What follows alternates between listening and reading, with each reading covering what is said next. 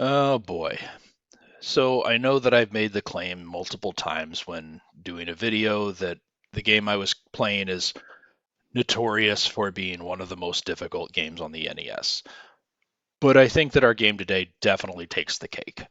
Ghosts and Goblins has such a reputation as being the Everest of games.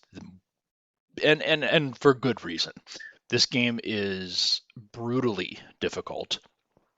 But what I want to do with this video is not only show you that it can be completed and you can do it, but that I don't, I want to come to its defense. I don't feel like the difficulty is unfair. What I feel is that unlike a game like, let's say, Ninja Gaiden or Mega Man, which has a very patterned and predictable enemy movement or enemy placement, what this game has done is added a random element.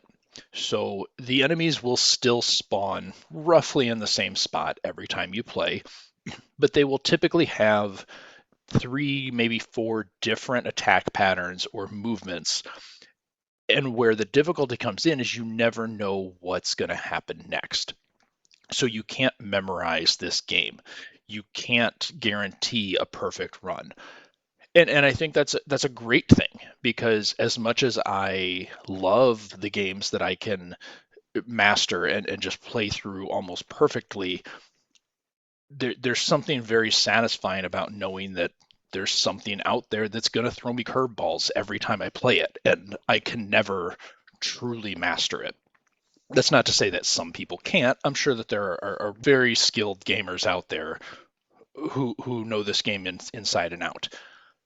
I am not one of those, but I have figured out enough about this game and how it works to get through to the end.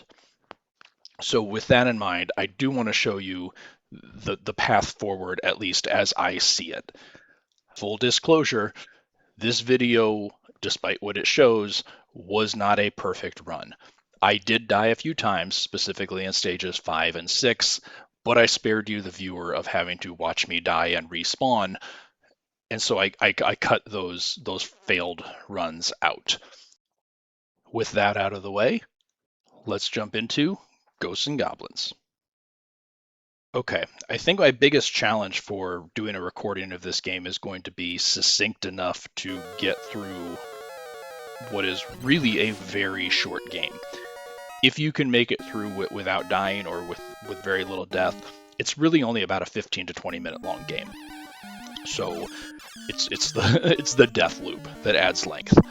Um, so what we're doing here at first, it's a standard linear platforming game, 6 stages, boss at the end of each stage.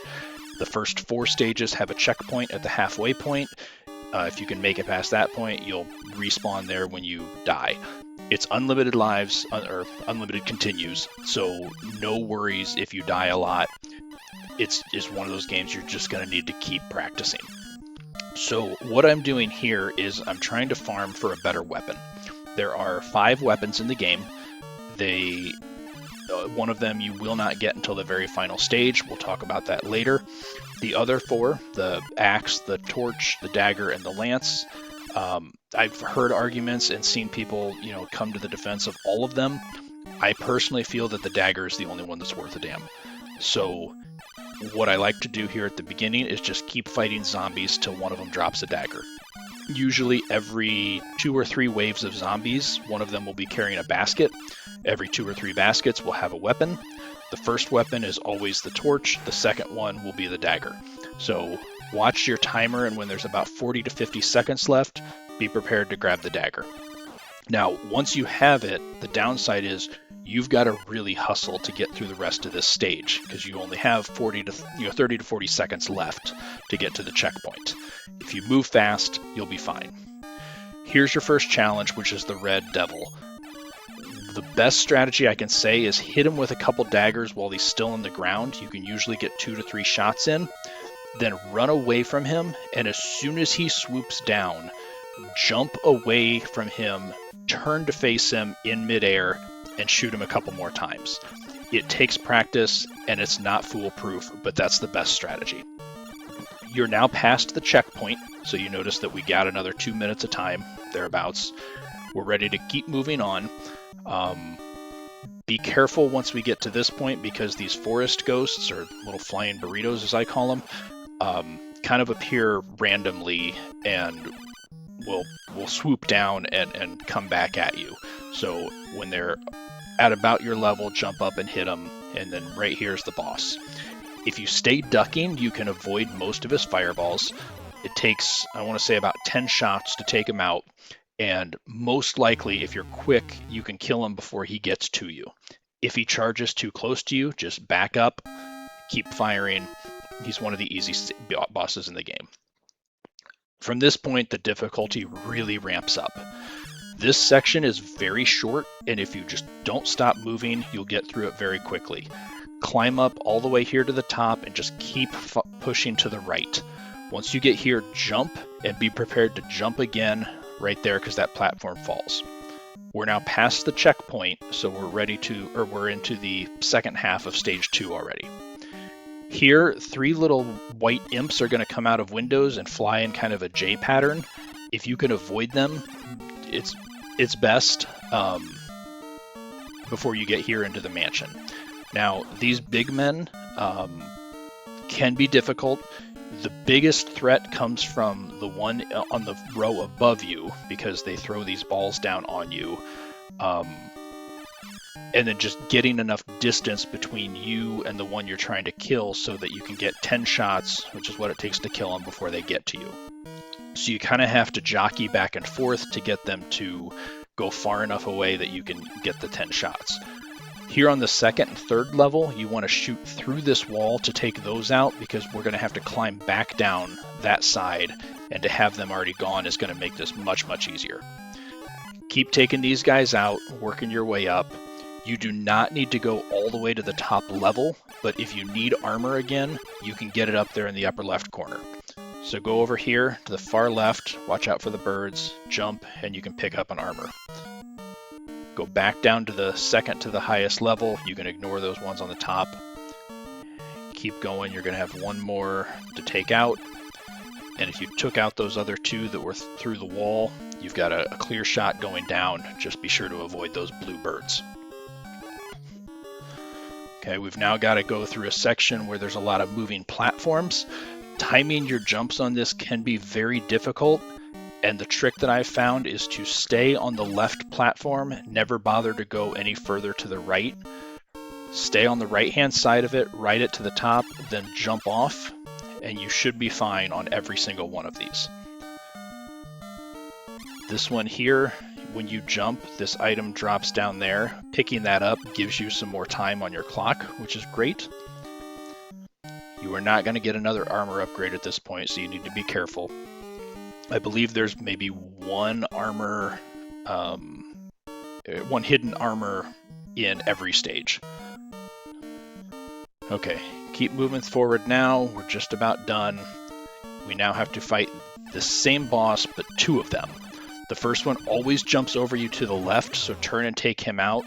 Don't move too far to the right, because you do not want to deal with both of these at the same time.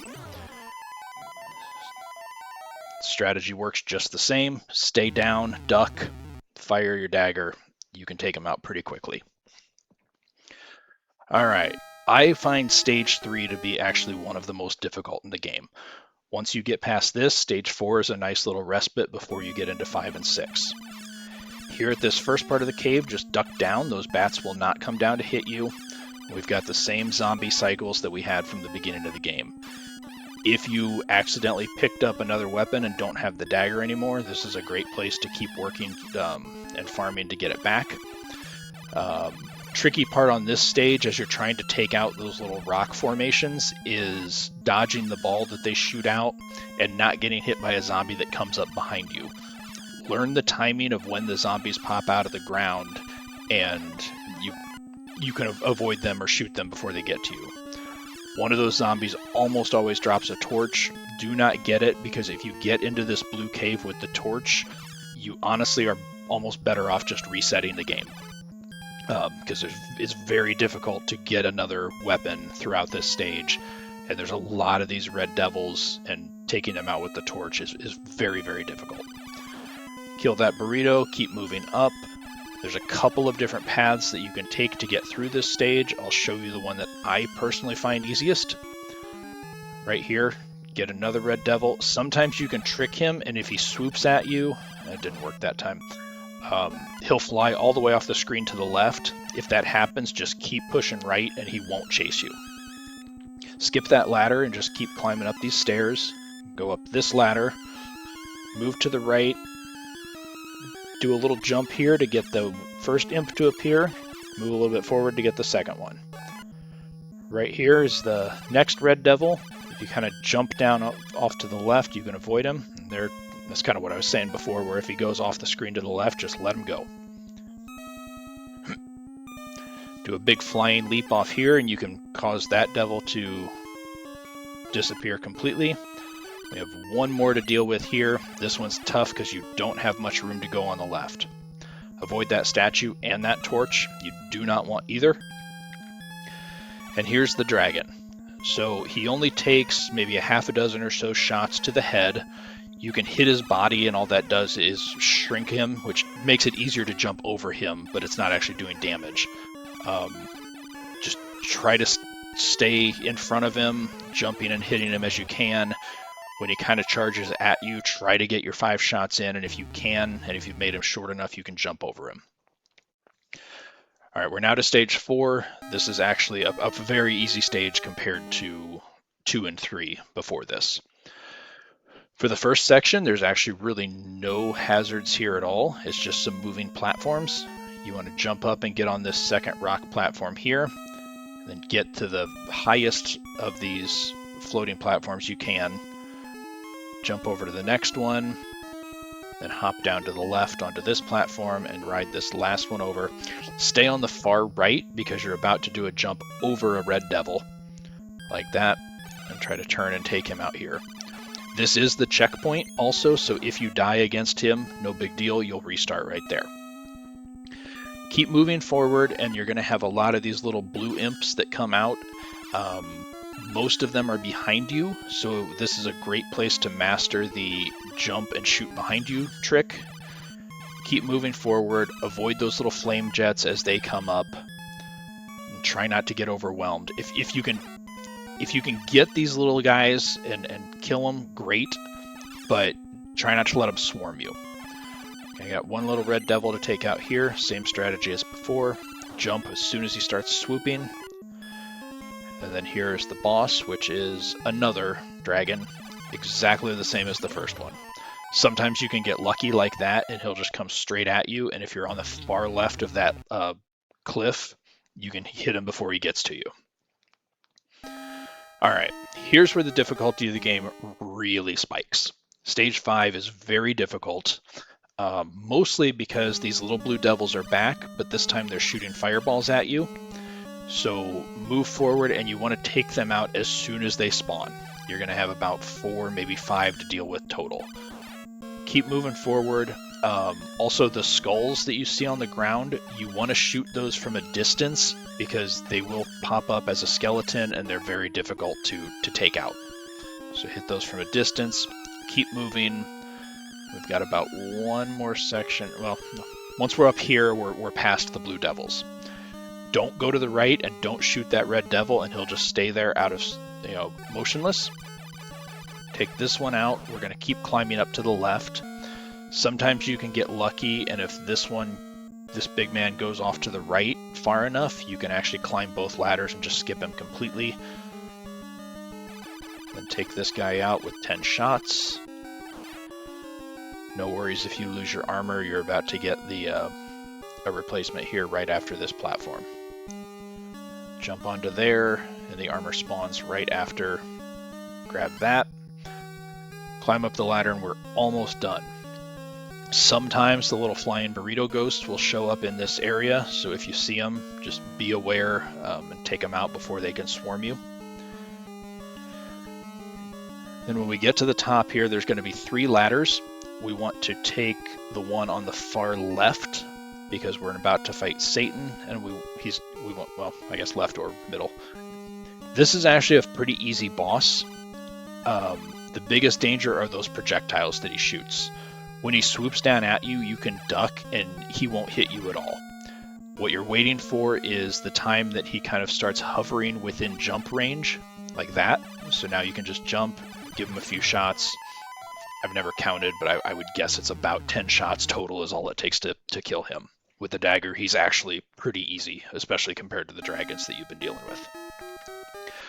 Okay, here's stage 6, and things get tricky. It's almost like a boss rush. We are going to fight the boss from stage 1 and 2 again. We're going to fight the boss from stage 3 and 4 again. This one, just like before, duck down, shoot him. If he gets close to you, move off to the right to give yourself some more room. Climb up here, and this dragon is actually easier than the last 2 times we've fought him because we're in such a tight corridor. Just jump behind and duck under him, and then jump and hit him. Usually on that 3rd round, we'll take him out. Here's the shield. I'm going to pause here and explain a little bit about how this works. It's very easy to get yourself caught in a trap in this stage. So that shield is actually not that great of a weapon. However, you have to have it to complete the game. If you try to go into the final door at the end of this stage without it, it will send you back to stage 5, I believe stage 5, and you'll have to come all the way back through. You have to have this item to go to the final boss's room. However, picking it up is risky because if you now die, you will restart at the beginning of this stage with whatever weapon you had when you died. Here's why that's a problem. When you start climbing that first ladder and you have to fight that white ogre again, the shield is useless against him. You can hit him as many times as you want to. It will not kill him. You'll have to pick up the lance that's on the first floor in order to kill the ogre. Then you get into the second part of the trap, which is the dragon is immune to the lance. So you have to get to the dragon, spawn the shield drop, pick up the shield, then kill the dragon, all while trying to avoid him in a very tight corridor. It is very, very difficult to do, and it's a loop that if you can avoid it. So there's 2 options. You can pick up the shield, like I just did, press your luck, and hope for the best for the rest of this stage, or keep climbing, clear out all of the rest of the enemies from here to the final boss, then go back and pick up the shield once you know that the path is cleared. There's a couple of enemies along the way here that are very difficult and could cause a problem if you get the shield and die. So it's your choice. Do whatever you will. My advice is play it safe, keep the dagger, come get the shield later, but it's up to you. Okay, we're going to continue climbing here. Most of these red devils you can completely ignore, and as long as you don't shoot them, they will not trigger. This big man here is one of the trickiest ones. I've rarely been able to get him to go far enough to the left to take him out. You kind of need to coax him over to the right, climb up, stay right on the ladder, and shoot him, I think, 10 times with the shield. The nice thing about the shield is, compared to the dagger, it won't reach far enough to hit that red devil, whereas the dagger would. So if you have the shield for this part, you're not going to risk waking that red devil up.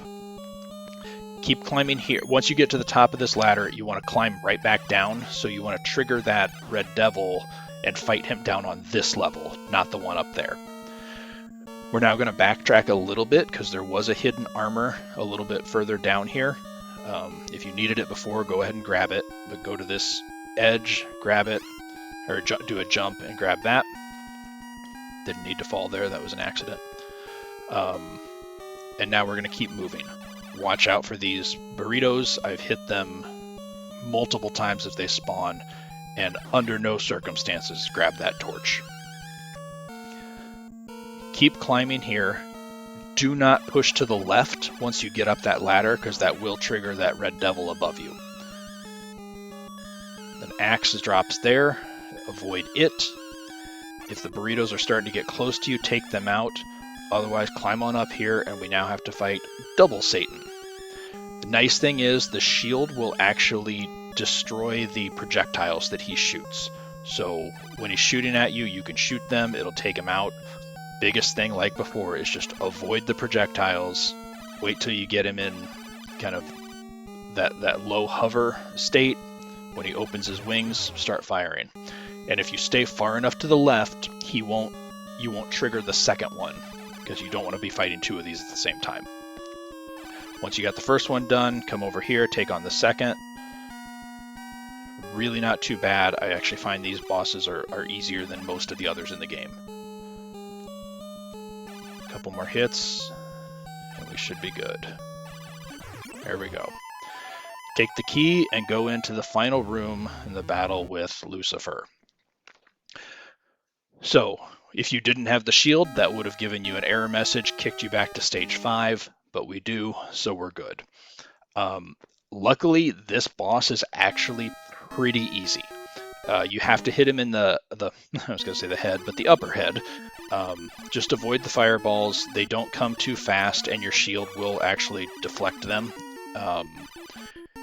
If you die here, it's not that big of a deal. You'll restart right at this room. And with that, we see that the entire game was an illusion. This was the biggest just slap to the face to everybody back in the day who played through Ghosts and Goblins when they learned that the entire first loop of the game is just a practice for the real game. They make you go through, start from the beginning, and play through the entire game a second time. Both the arcade version did this, and the NES version did this. Now, I personally am not going to waste your time showing you a second loop of the game. It's the exact same thing in terms of your strategy. It's slightly more difficult. The enemies move a little bit faster, specifically the blue birds that are flying at you and the big men. They're both quicker. So in stage 2, I find that that's where the second loop is the most difficult, because as you're trying to climb through that mansion and the big men are dropping the balls on you, it's tough to have enough time to get through there, especially because those birds are coming at you at lightning speed. Stay vigilant, practice. Nice thing is, once you get through that section and get past that, it's a lot easier from that point forward. The only other difference in the second loop is that some of the enemies that shoot projectiles, specifically the red devils, they'll shoot 2 projectiles instead of 1. Really doesn't change things all that much. So if you again use the same strategies that you did on the first loop, you'll be able to make it through the second one as well. So that's it. Ghosts and Goblins. 16 minutes took us to get through. Don't feel bad if you die a lot. Like I said, they give you unlimited lives, unlimited continues. You can just keep trying. The only consequence is your score resets. We're not living in the arcade age. I don't think it matters. Points do help. You will get an extra life every 50,000 points or so.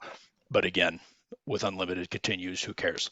So I hope I was able to defend this game a little bit.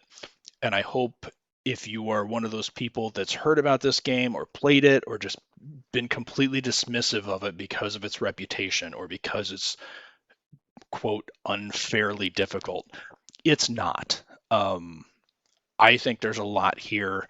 I love this game. I do play it, fairly frequently. And it's a frustrating satisfaction, because when you do succeed, when you do get to the point where you can play through it in 20, 30 minutes, maybe only continue once, it feels good when you finally hit that point. So I encourage you to keep trying, keep practicing, play with different weapons, see what works for you. The dagger worked for me. Maybe you're more of an axe guy. I don't know. Leave some comments. Tell me what your strategies are. How do you get through this game? Can you get through this game? Also, leave comments if there are other videos that you'd like to see. If there are other games that you'd like to see me play through, leave me a comment. Let me know. Um, yeah, it's been a blast. I love doing this. So as always, thank you for watching. Hope you enjoyed, and I will see you next time.